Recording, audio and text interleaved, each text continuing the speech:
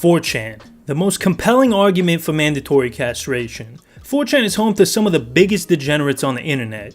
That being said, they have been involved in some pretty epic pranks over the years.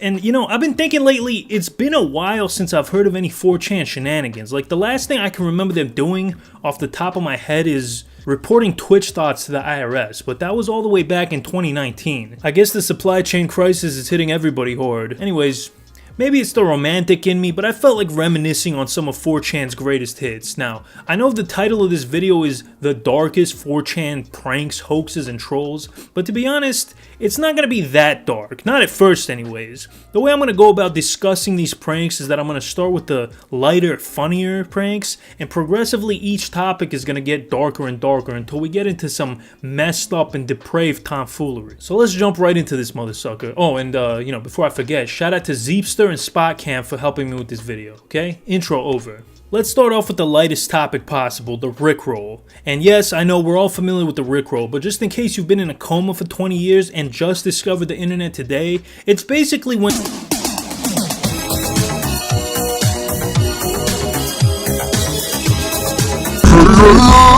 Yeah, so we all know what the Rickroll is, but what you may not know is that it actually originated on 4chan. 4chan's founder, Christopher Poole, was a bit of a prankster himself, and one day he decided to prank users of his site by replacing the word egg with the word duck. So if anybody typed out egg roll, it would instead get replaced with duck roll. This led to people posting clickbait links that would redirect them to an image of a duck with wheels, aka a duck roll. And eventually, the duck roll became the Rickroll. I bet you didn't know that the Rickroll had such an extensive lore behind it, huh? Now we gotta talk about Battletoads. If you ask me what the greatest video game of all time is, I would tell you Gex Enter the Gecko, of course, with Battletoads coming in at a close second. Battletoads was a classic side-scrolling beat-em-up for the Nintendo NES. Back in 2007, 4chan users started a trend of prank calling GameStops and asking if they had Battletoads for the Wii. Good evening. Hi, do you have Battletoads? Do I have what?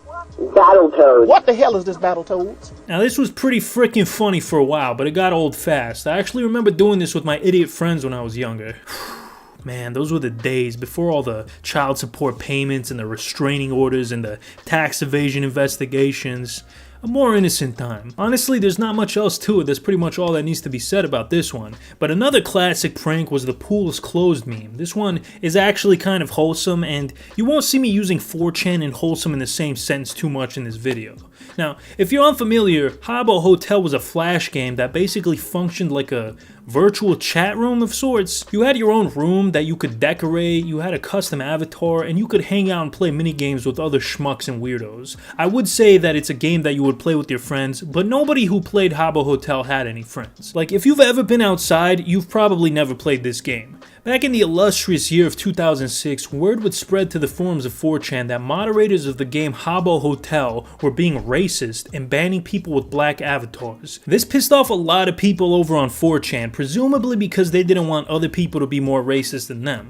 So 4chan's best and brightest got together and concocted one of the most retardedly hilarious schemes ever. On Habbo, the most poppin' area in the entire game was of course the pool. This is where people would wind down and relax after an exhausting day of living a fake life and working a fake job.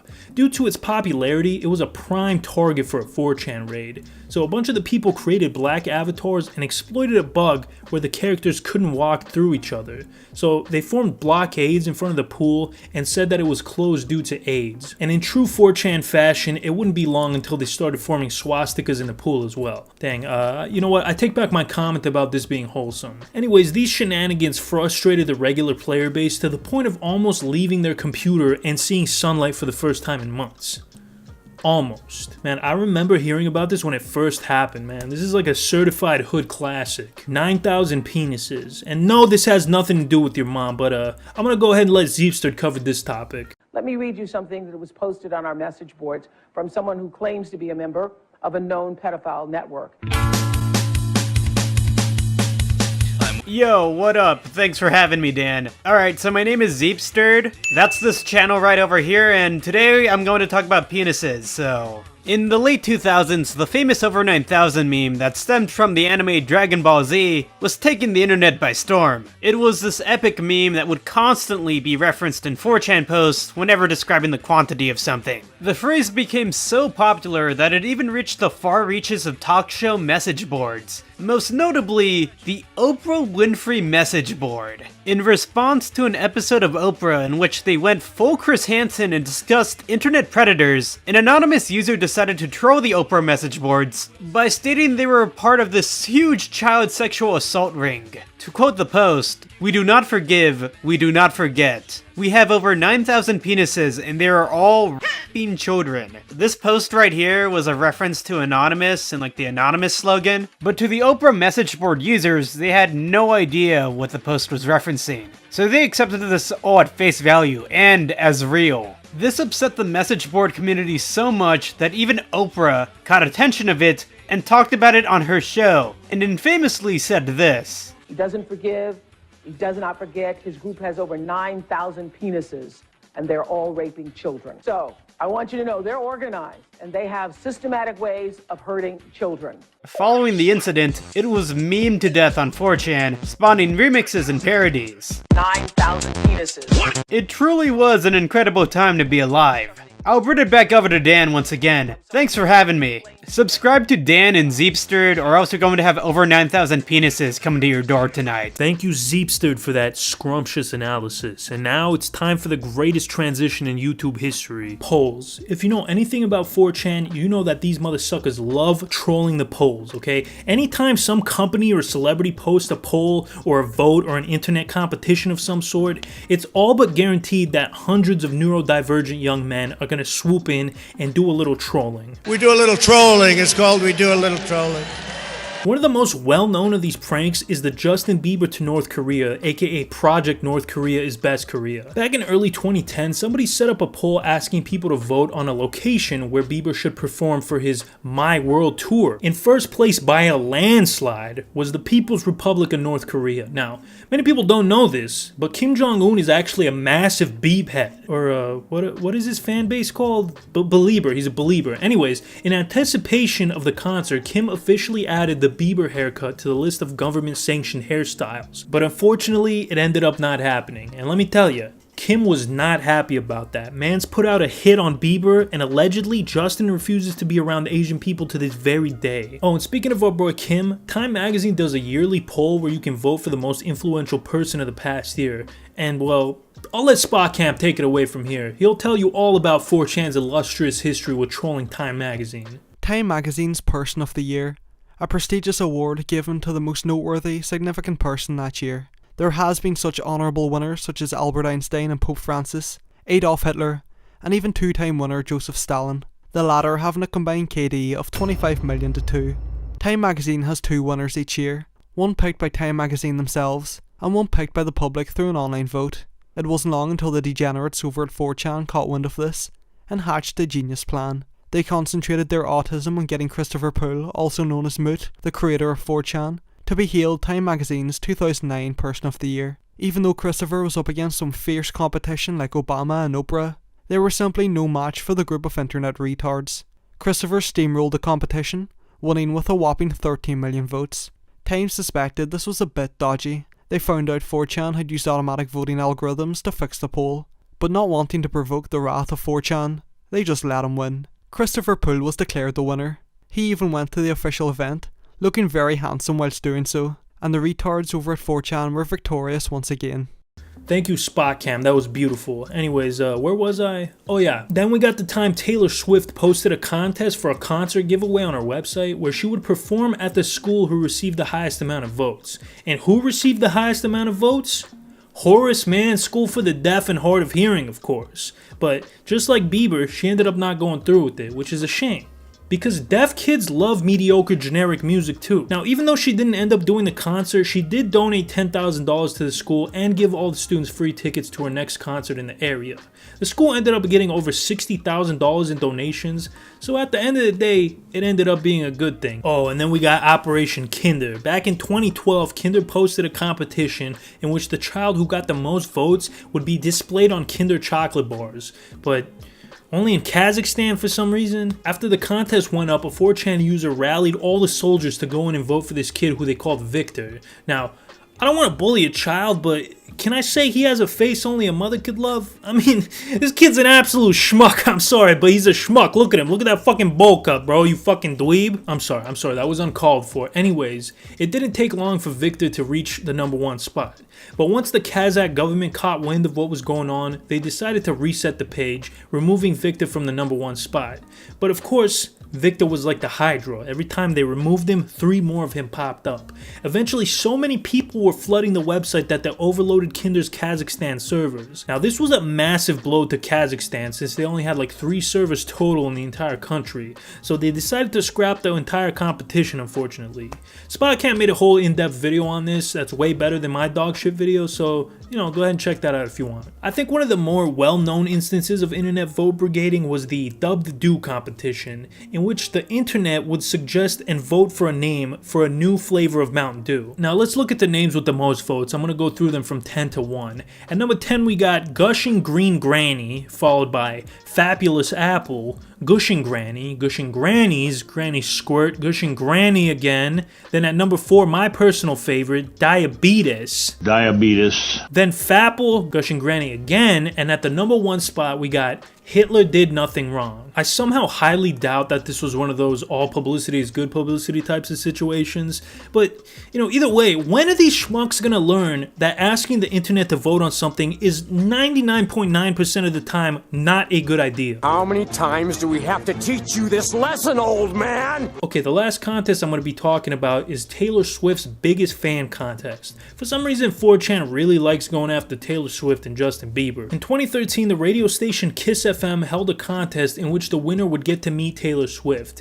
Now, you're probably assuming that the winner of this competition would be a 10-year-old girl or something, and not some fat old guy named Charles. Well, you'd be wrong. After the competition was announced, an anonymous 4chan user made this post. A local radio station has a contest to give some lucky teeny bopper a chance to meet her. My creepy 39-year-old friend named Charles would like to crush all those girls' dreams, and then to sniff Taylor Swift's hair because he's into that. So of course 4chan did what 4chan does, and Charles won the contest by a landslide. Then of course Kiss FM canceled the contest on the grounds that it was compromised, which is a load of bullshit if I've ever seen one, and 4chan thought so too, so they launched the change.org petition and even made a whole ass website named Justice for Charles. But unfortunately, none of that led anywhere. Man, you know what I don't understand? Why don't they just pick the second place winner? Like, it's that easy. You don't have to shut down the whole website. You don't have to refresh the competition. Just pick the second place winner, you fucking stunads. Ooh, the iPhone pranks. These ones were pretty freaking hilarious, I gotta say. If somebody was actually affected by any of these, then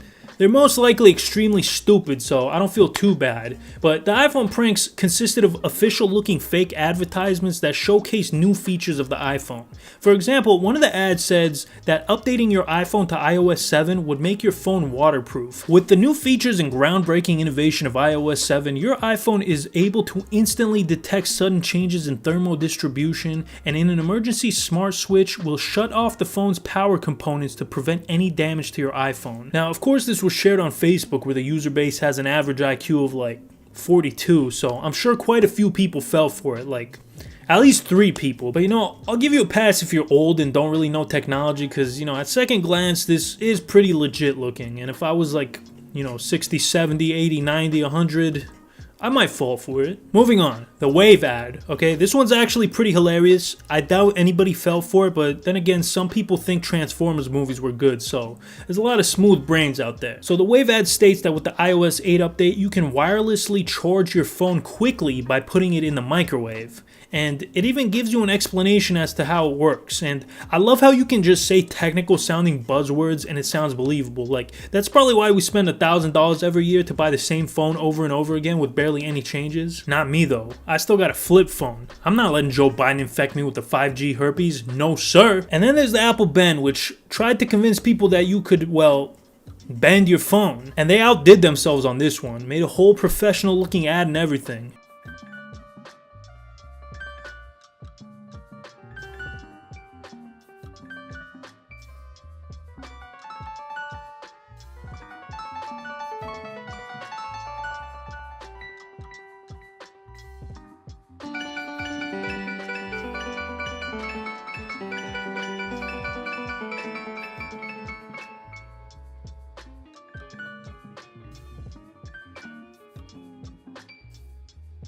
Now, the last iPhone prank I'm going to talk about, I can actually see somebody with more than 2 brain cells falling for it. It's called Blast from the Past, and it says that if you say your phones date back to January 1st, 1970, then you'll unlock a retro Macintosh theme on your phone. Except if you actually did it, it would brick your phone and render it useless. Now, once Apple found out about this bug, they fixed it quickly, but not before quite a few phones got bricked up like EDP at a Chuck E. Cheese. Okay, we've now officially entered the dark zone. You know what? Let me set the mood, alright? Because we were in morally ambiguous territory, but from this story on, it's gonna be pretty bad. Now, 4chan users are a pretty diverse bunch. Well, I mean, they're all white guys, but I mean ideologically diverse. I think. I mean, there's millions of people who use 4chan, so I'm assuming not all of them are terrible, but there's a not so small portion of the 4chan user base who are, and pardon my language, real jerks. Back in 2008, a group of these jerks targeted and hacked multiple hip-hop themed websites and posted a bunch of racist and anti-Semitic stuff. The site that got hit the worst was sohh.com, aka supportonlinehiphop.com. The takeover of this website was done in stages. Initially, they hijacked the message boards, which were shut down pretty quickly. After that, they DDoSed the website, which made them lose over 60% of their server capacity, whatever that means. And finally, they started replacing all of the images on the site with racist images of black people, and it's 4chan, so of course, there was Hitler and swastikas involved as well. They even changed the names of songs to be extremely racist. And after they successfully ruined everybody's days on SOHH, they moved onto other sites like allhiphop.com and tried to pull the same stunts. Man, this one is absolutely disgusting. You know, I've never said this on this channel before, but you know what? I'm just gonna say it, alright? Racism is bad. And if you're a racist, you're a real son of a gun fuck. So I think we can all agree that the worst types of pranks are fake bomb threats and fake threats of violence.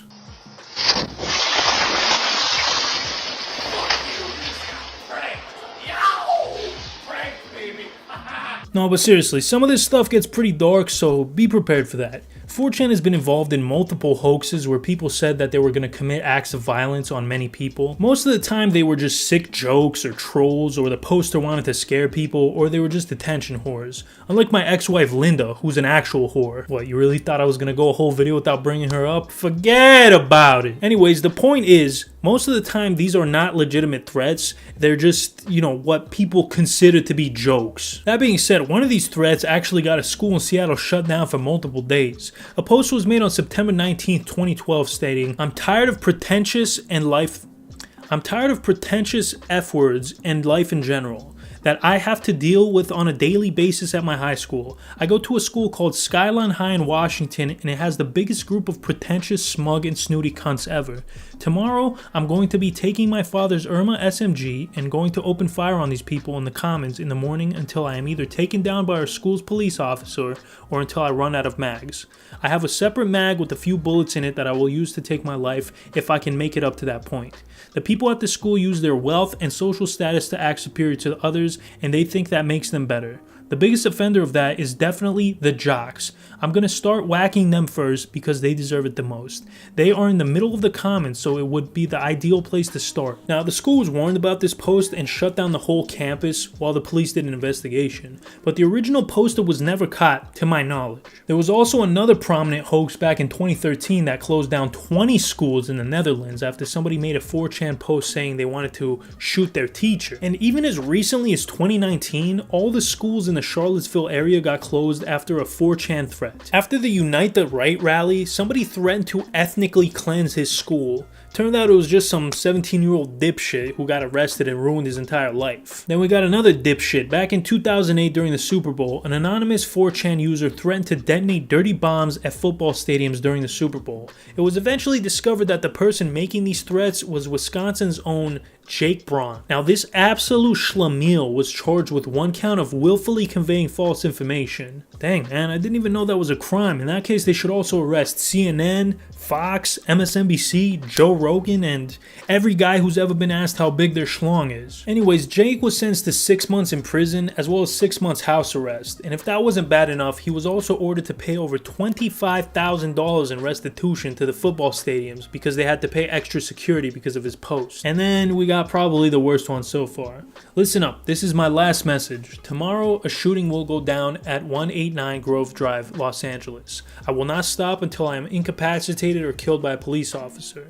This was posted the day after a shooting occurred in Omaha, which led to 8 people losing their lives. So the cops were already pretty on edge. The LAPD spent over $100,000 on a manhunt trying to track down the person who made the threat. Eventually, they were able to figure out that it was a college student from Melbourne, Australia named Jared Willis. According to Los Angeles Police Chief Michael Downing, it was a sick joke with criminal intent. Now, I know humor is subjective and everything, but I think it's pretty safe to say that threatening to gun people down is not funny. In fact, it's right up there with Amy Schumer in The Office for the least funny things ever. Now, I'm joking around a little bit, but this story is about to take a pretty dark turn. So, Jared had his home searched by Australian police and his computer was confiscated. He was arrested and questioned and ultimately detained by police, but he wasn't charged with any crime related to the hoax. But what he was charged with was an unrelated crime. I guess they found some stuff on his computer that was also illegal. Like, it didn't have to do with diddling kids or anything. Like, it wasn't anything that bad. I think it was related to fraud. There's not really any specifics, but I think it's fraud related. So he was charged with that crime and had a trial date set, but unfortunately the day before his trial he would take his own life. It's sad, man. Like, I know what he did was extremely fucked up and wrong, but it's still sad in a way, you know?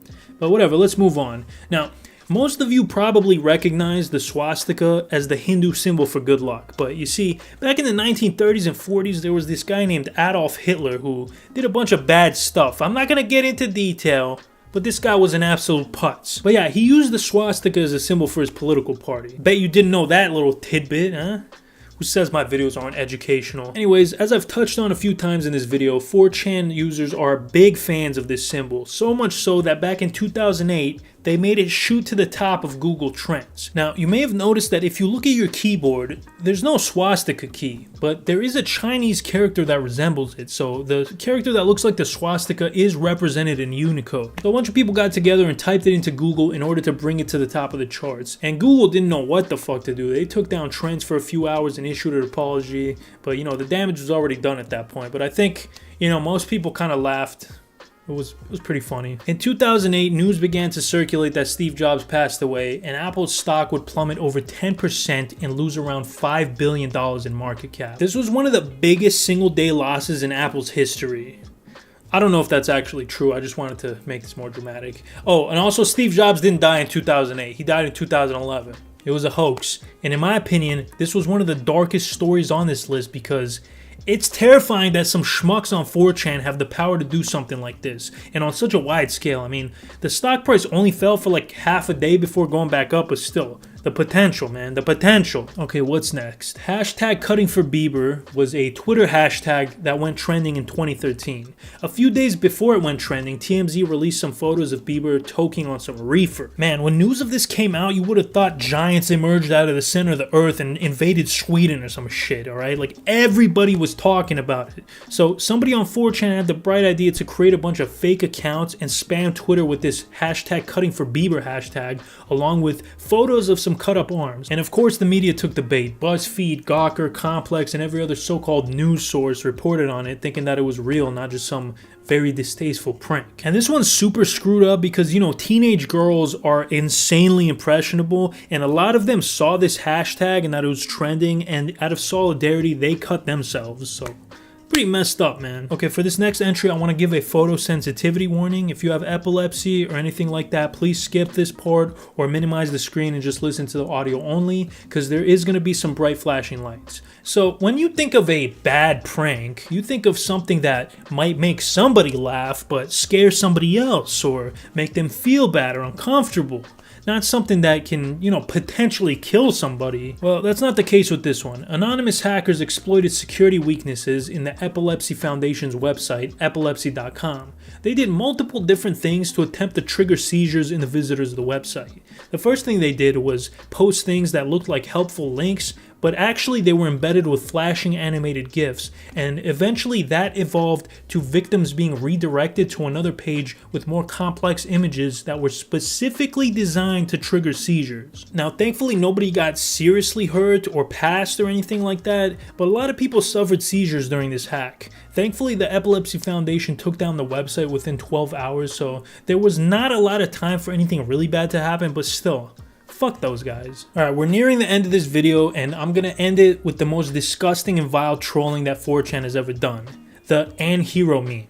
Now, I hesitate to even call this a meme because it's not funny, and I associate memes with being funny, but it's still formatted like a meme, so we'll just call it a meme. Anyways, in April 20th, 2006, a 7th grader by the name of Mitchell Henderson took his own life for unknown reasons. A MySpace page was set up as a memorial for Mitchell, and one of the comments posted on this was a poem that read, "He was such an hero to take it all away. We miss him so that you should know, and we honor him this day. He was an hero to take that shot and leave us all behind." Now, when people on 4chan somehow got wind of this, they for some reason thought that the typo "unhero" was hilarious, along with the concept that somebody was considered a hero for taking their own life. Then more fuel was added to the fire when a group of these ortards looked up Mitchell's MySpace page and found the mention of a lost iPod, which led to the joke that Mitchell ended his own life because of a lost iPod. The joke then began to circulate around 4chan, and a lot of memes were made around it. Eventually, the term became synonymous with taking yourself out and was frequently commented on bad 4chan posts. And unfortunately, the trolling wasn't confined just to the boards of 4chan. The trolls started taking it to more and more extreme levels. Somebody hacked Henderson's MySpace page and gave him the face of a zombie as his profile picture. Another person placed an iPod on Henderson's grave and posted a picture of it on the B board. It escalated and got so bad that Henderson's parents started getting prank calls from these pieces of trash, and they would say things like, "Hi, I'm Mitchell's ghost, can you let me in the house?" and "Hi, I've got Mitchell's iPod." Man, how pathetic and sad do you have to be to troll a depressed teenager who took his own life, man? Like, I'm actually mad right now. Whatever, man. Good thing this is pretty much the end of the video, because I don't know how much worse it can get. Well guys, that's about all we have. As always, thank you for watching, and if you like this video, please don't forget to like and subscribe. That would help me out a lot. Oh, and I also have a Patreon now, so if you feel like wasting some of your hard-earned money, feel free to donate and support my YouTube career, or don't. You know, honestly, that would probably be the better financial decision, but hey, do what you want to do, man. Anyways, shout out to Zeepster and Spotcam for the assist on this video. Subscribe to their channels, because they make some really great content, and they're both sexy as shit. Yeah, man, thank you guys for watching. Later.